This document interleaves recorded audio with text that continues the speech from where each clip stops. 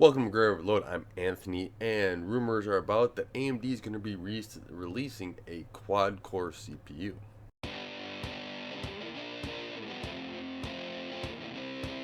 While I do think it's a good thing that AMD is releasing another round of, these 3000 series desktop CPUs in the quad-core variant, I do not like where they're rumored is to be put them. I would like to see these as like the Athlon series and really move the quad cores into the low end, something if you need something that's really cheap, and then move up to that Ryzen 3 as a 6 core. I think AMD kind of made a mistake there when they launched it. There's no really competition from Intel right now, and AMD did not, I think, fully think this through.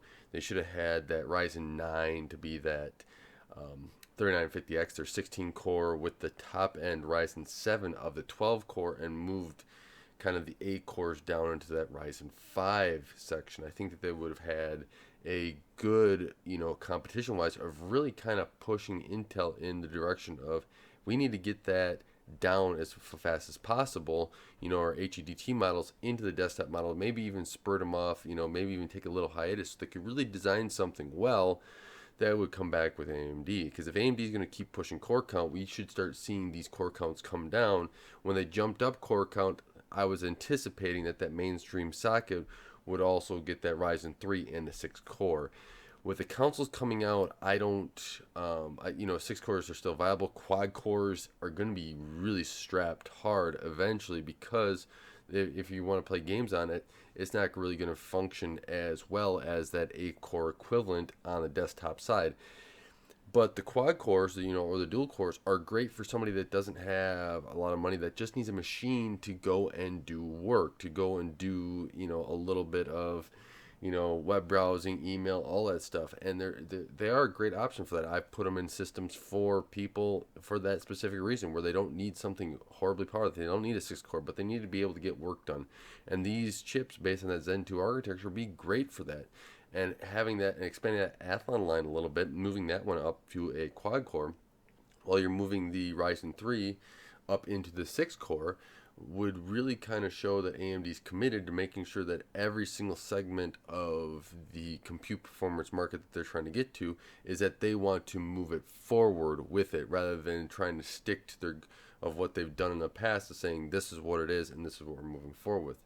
That's just a little bit on what I see of what AMD could have did to really kind of, put the icing on the cake for this Zen 2 series. Now, granted, these are probably going to be some pretty good chips overall based upon the Zen 2 architecture. But just looking future wise, I think AMD kind of maybe misstep. Now, is it a huge misstep? Can they correct it? Absolutely. This is not a huge deal in the long run. It's just I felt with the way they knew how consoles were going to go, and I think that they were also hoping to make sure that the Zen 3, the Ryzen 4000 series, was going to be out. You kind of see where the laptops are going, where they're really pushing that 8 core and 6 core.